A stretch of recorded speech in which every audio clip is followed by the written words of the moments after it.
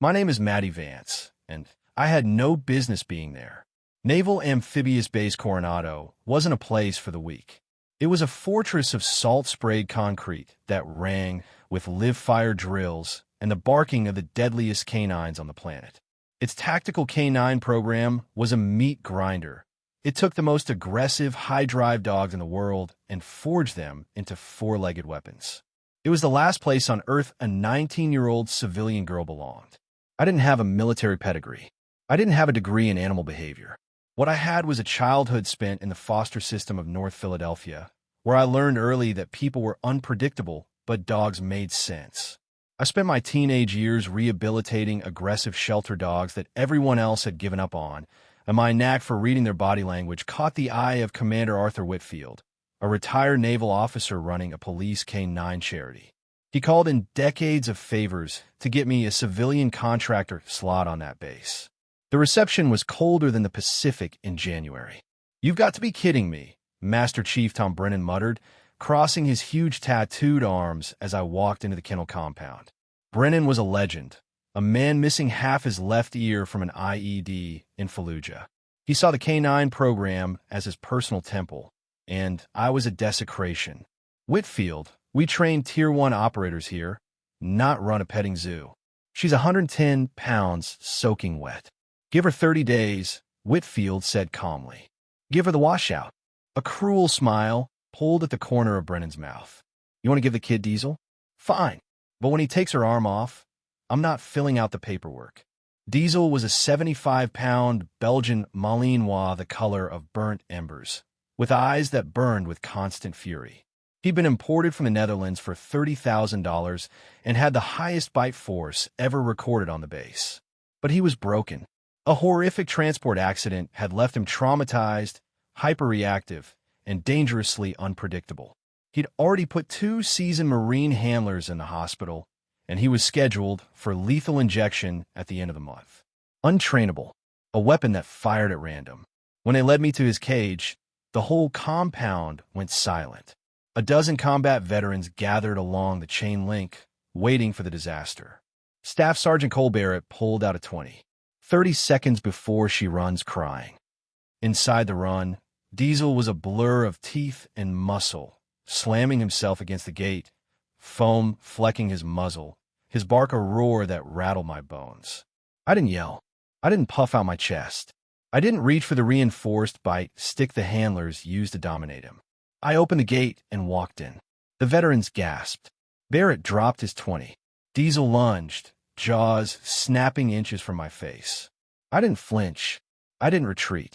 I sat down cross-legged on the filthy concrete, turned my back to him, pulled a small rubber ball from my pocket, and started bouncing it between my hands, completely ignoring the killing machine standing over me. Diesel froze. This went against everything he'd been taught. Men in uniform always fought him. They yelled, they yanked chains, they tried to dominate him by force, which only fed his rage. This small girl was doing nothing. No resistance. No threat. No challenge. 4 or 5 agonizing minutes, there was only the rhythmic thump, thump, thump of the ball. Slowly, the hair on his back lowered. He took a hesitant step forward, sniffed the air, and nudged my shoulder with his wet nose. I rolled the ball over my shoulder. He caught it in midair. I stood, wiped the dirt off my jeans, and looked Brennan dead in the eye. "He's not a broken weapon, Master Chief," I said. "He's just terrified of you. I'll take him." Surviving the introduction was one thing. Surviving the grinder was another. The tactical course was built to push dog and handler past their limits. Fast roping out of helicopters, swimming freezing surf, ignoring live gunfire, clearing pitch-black combat simulations. For 2 weeks, it was pure hell. The veterans tried to wash me out. They gave me the 0-300 kennel cleaning shifts. They made me run 3 miles in deep sand wearing a soak-bite suit while Diesel trotted beside me. My hands were raw and bleeding from leash burn. My ribs were bruised purple from playing decoy for the other dogs. "Go home, kid," Barrett told me one morning as I vomited seawater onto the beach after a failed helocast drill. "You're going to get yourself killed. And worse, you'll get operators killed when that mutt hesitates in a real firefight." Because Diesel was hesitating. Gunfire was his weakness. The moment the carbines started cracking on a range, he'd shut down, flatten his ears, drop his belly to the dirt, refuse to move. Brennan watched us fail with cold satisfaction. 3 days, Vance. You have the mid-phase assessment Thursday. If he freezes under fire, he's euthanized Friday, and you pack your bags. That night, I sat on the floor of Diesel's kennel, his heavy head in my lap, and traced the scars on his muzzle. Why are you freezing, buddy? You're not a coward. Then it hit me. Dogs don't fear loud noises if they associate them with play. Hunting dogs love a shotgun blast because it means a bird is falling. Diesel didn't fear gunfire. He feared the pain that came with it. His old handlers, full of adrenaline during live fire, would jerk his lead and choke him the instant shooting started. To him, gunfire meant his handler was about to hurt him. So the next day, I went rogue. Instead of the range, I took him to the grassy parade deck with a bucket of raw steaks and his favorite tug toy. I also brought an off-duty armorer I'd bribed with a case of beer, holding a blank firing pistol. When I gnawed, fire 1 round. I unclipped Diesel and got his drive up, wrestling, laughing, spinning in the grass. He was in pure ecstasy, tail going wild. I nodded. Bang! He flinched and started to drop. But the exact second the gun went off, I shoved a huge piece of raw steak into his mouth and tossed the tug. Yes, good boy. There was no leash jerk. No jilling. Only steak and his favorite toy. We did it 50 times. By the final shot, he wasn't dropping. When the gun fired, his ears perked up and he looked straight at me, waiting for his reward. He'd rewired the trigger. Gunfire didn't mean pain anymore. It meant it was time to work. The mid-phase assessment came on a sweltering Thursday, an urban clearing exercise in the kill house, a plywood maze built to simulate an insurgent compound. Clear 3 rooms, ignore the chaos, apprehend a target in a bite suit. But Brennan had rigged it. He didn't just want me to fail, he wanted to make a point. He stationed 3 decoys instead of 1, hid speakers blasting screams and mortar fire, and authorized a flashbang, a blinding, deafening explosive Diesel had never been exposed to. I kicked open the first door, fake rifle up, Diesel glued to my left thigh in a perfect tactical heel. The speaker screamed with simulated war. He didn't blink. We moved like a single organism and cleared the first room, then the second, his nose twitching, tracking the hidden decoys. We breached the final corridor, and an instructor rolled a flashbang right at our feet. Boom! The white flash and the shockwave rocked the walls. I stumbled, vision gone white, ears ringing, and dropped to one knee. When my sight cleared, the leash was empty. Diesel was gone. Laughter rained down from the catwalk. There he goes, Barrett shouted. Mutt bolted. Exercise failure. Brennan smiled grimly. Shut it down. Send the catch-pole team. Wait, I said as my hearing came back. Listen, from a blind corner at the far end of the hallway, a spot completely off the planned route, came the sounds of a violent struggle. The muffled thud of a 75-pound dog hitting a grown man, then panic shouting. Brennan went pale and sprinted down the stairs. We rounded the corner and froze. Diesel hadn't run away. The flashbang had lit up a hidden shadow in the rafters. A rogue decoy Brennan had secretly placed outside the exercise parameters to ambush me from behind. Before the man could even move, Diesel had calculated the threat, ignored the flashbang, and launched himself 8 feet into the air. He had the 200-pound man pinned flat, jaws locked on his forearm, amber eyes fixed on his face, waiting for a single command. He wasn't thrashing. He was perfectly still. I walked up and whispered out, "Release." Instantly, Diesel let go, stepped back, sat, and looked up at me, his tail giving one satisfied thump. The decoy pulled off his helmet, drenched in sweat, eyes wide. "Chief." He didn't even hesitate. He saw me in a blind spot. If I wasn't in this suit, I'd be missing an arm. "He passed," Barrett whispered. "A fluke," Brennan growled, refusing to back down in front of his men. He stepped into my space. The dog got lucky. A rogue element spooked him, and he bit the first thing he saw. That doesn't make him a sealed dog. It makes him a loose cannon. I didn't flinch. What do I have to do to prove he belongs here, Master Chief? Name it. His eyes darkened, and he pointed out the window toward the towering obstacle course on the edge of the base. The Iron Dog. Next Friday. The base record is 6 minutes and 12 seconds, set by Chief Petty Officer Hale and his dog Titan 8 years ago. If you, in this mutt, run that course, apprehend the target, and break that record, he stays and you get your patch. He leaned in. But if you fail, if you miss it by even 1 second, the dog gets put down and you leave my base forever. Deal. I looked down at Diesel. He leaned his weight against my leg, panting happily. We accept. Friday broke with a torrential, unforgiving downpour. The sky was the color of bruised iron, and the course had turned into a treacherous landscape of slick mud and freezing puddles. The Iron Dog was a lung-burning nightmare. 2 miles of combat terrain, 12 brutal obstacles, a water extraction, and a final high-speed apprehension sprint. Hale's record was considered untouchable. I stood at the line, rain matting my hair to my forehead, soaked vest, heavy boots, mud-spattered pants. Beside me, Diesel was a coiled spring, amber eyes burning at the horizon. The rain didn't bother him at all. More than 40 SEALs, Marines, and contractors had gathered along the fence despite the weather. Nobody was missing this. Commander Whitfield stood near the finish under an umbrella, his face an unreadable mask. Brennan stood beside me, with a waterproof stopwatch in his scarred hand, and for a split second something like pity crossed his hardened features. "Vance," he said, barely cutting through the rain, "there's no shame in walking away. Take the dog, go back home, and you both live. Do this, and you risk breaking your neck, and you seal his fate." I didn't look at him. I threaded my fingers through the wet fur at Diesel's neck, and he leaned into my palm. "We're not going back, Master Chief. Start the clock." He raised a flare gun to the gray sky. "Stand by." Pop! A streak of red arced into the rain, and we exploded off the line. First obstacle. The Weaver staggered logs to go under and over. Diesel flowed through like a liquid shadow and waited on the far side while I scrambled over slick timber. Then the A-frame, an 8-foot wall slick with rain and algae. Diesel scaled it in 2 bounds. I hit it hard, grabbed the top, and my wet glove slipped. I slid down, scraping my chin raw, tasting blood. "She's done," a handler muttered. But I backed up, took a running leap, and threw my whole body over the top, crashing into the mud. Diesel was right there, barking a sharp motivational command, tail whipping. The low crawl, 40 yards of freezing mud under barbed wire.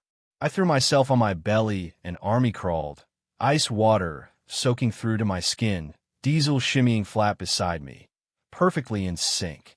At the 3-minute mark, we hit the Devil's Staircase, a 3-story open scaffolding climb ending in a cargo net descent. This was where handlers lost their time. My thighs burned. My lungs felt full of broken glass. I grabbed the first rung and climbed, Diesel bounding up the ramps beside me. Near the top, disaster struck. I reached for a metal crossbar, but the rain had turned it to ice, and my grip gave out. I fell backward, plunging 8 feet onto a wooden mid-platform with a sickening crack, my left shoulder taking the impact. A collective gasp went up from the crowd. Whitfield gripped the fence. Brennan stepped forward, raising his radio for the corpseman. I lay there, the breath knocked clean out of me, agony shooting through my shoulder, the world spinning. The clock was ticking. It was over. I had failed. Diesel was going to die. Then a heavy weight landed on my chest. I opened my eyes. Diesel stood over me, rain pouring off his snout. He didn't whine. He didn't lick my face. He clamped his jaws onto the thick nylon webbing of my vest and pulled backward with raw power, dragging me toward my feet. Tears of pain and adrenaline mixed with the rain. I screamed, grabbed the scaffolding with my good arm, and forced myself up. "Leave it. Diesel, Hale." He instantly released and fell into a perfect heel at my side. On the ground, Barrett stared. Did that dog just pick her up? We scrambled down the cargo net, me favoring my left arm, breathing ragged. For minutes 30, Brennan roared. "You're behind pace, Vance." We hit the water hazard, a 50-yard swim through a freezing trench. I dove in without hesitation, Diesel paddling beside me, his head level with mine. The cold was paralyzing, but the shock of it numbed the fire in my shoulder. We drag ourselves out coated in brown sludge. One obstacle left, the apprehension. 150 yards away, at the end of an open field, stood the target. Barrett, in a 60-pound reinforced bite suit. He took off sprinting toward a simulated extraction point. If he crossed the line before Diesel took him down, it was an automatic fail. And the clock wouldn't stop until I crossed the finish and called my dog off. 5:20, Brennan shouted. My legs felt like lead. I couldn't run fast enough. I was losing time. But Diesel was completely fresh, practically vibrating, eyes locked on the fleeing decoy. I dug into a reserve I didn't know I had, took a breath that burned my throat, and unclipped the heavy carabiner from his collar. Diesel, get him! He didn't run. He launched. 75 pounds of Malinois tore across the wet grass like a heat-seeking missile, a blur of dark fur and pure predatory speed. The veterans on the fence fell dead silent at the sheer velocity of him. The aggression that had once labeled him untrainable now channeled into absolute precision. Barrett glanced back, eyes going wide inside his helmet, and tried to run faster. Diesel closed the gap in seconds. At 10 yards, Barrett braced for a bite to the leg. Instead, Diesel went airborne, a massive sweeping jump that bypassed his legs entirely and struck him square between the shoulder blades.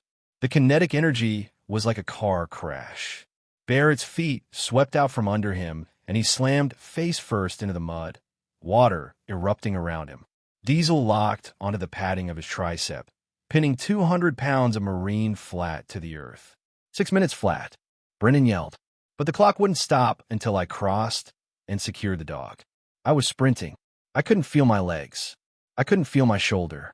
I only saw the white line painted on the wet asphalt 20 yards out. Come on, kid, a voice yelled from the crowd. One of the senior SEALs. Push, push, a Marine shouted. And then the whole fence line erupted. The men who had mocked me, who had bet on my failure, were screaming, slamming their hands against the chain link. Don't quit, Vance. Move. Fueled by that roar, I threw my head back and sprinted with everything I had left. I crossed the white line and slid into the mud right beside Barrett and the snarling dog. Out! Diesel let go instantly, took 2 steps back, and sat in the mud, panting, looking down at the defeated Marine, completely under control. I collapsed to my knees, gasping, clutching my shoulder. Click! Brennan stopped the watch. The rain poured down. The base was silent except for my ragged breathing and the storm. He stared at the digital face, blinked, wiped the rain from his eyes like he couldn't believe it. Then he slowly lowered the watch and looked at the teenage girl kneeling in the mud with the untrainable dog. Whitfield walked up slowly, hands in his pockets. Well, Master Chief. Brennan swallowed hard and looked up at the crowd of hardened operators holding their breath. 6 minutes. His voice boomed across the yard, thick with emotion. In 9 seconds, the compound exploded. Men cheered and threw their hats into the rain. Barrett rolled over in the mud, struggling up in the heavy suit, and started laughing out loud. He knocked the wind clean out of me. The mud actually did it. I closed my eyes, tears streaming down my mud-caked face, and wrapped my good arm around Diesel's thick neck, burying my face in his wet fur. He whined happily and licked the blood from my scraped chin. Then Brennan walked through the mud and stopped right in front of me. He didn't smile, but the coldness in his eyes was gone, replaced by something I'd never seen there before. Real respect. He reached up to his own vest and, with a sharp rip of Velcro, pulled off his K-9 unit patch, the coveted insignia of the handling team. He knelt in the mud and pressed it firmly onto my shoulder. Then he reached over and gave Diesel a rough, affectionate pat on the head. Welcome to the teams, Handler, he said quietly. Both of you. From that day on, nobody on that base laughed at me again. Diesel and I went on to become the lead tactical tracking team for West Coast deployments, a foster kid and a stray, who proved that the most broken weapons in the right hands are the ones that save the most lives. If our journey of resilience and redemption inspired you, don't let the story end here. Hit that like button to show your respect for these K-9 heroes. Share this with a dog lover who needs to see it, and subscribe for more unbelievable, true life stories of courage and survival. And drop a comment below. What was your favorite moment of Diesel's run? See you in the next one.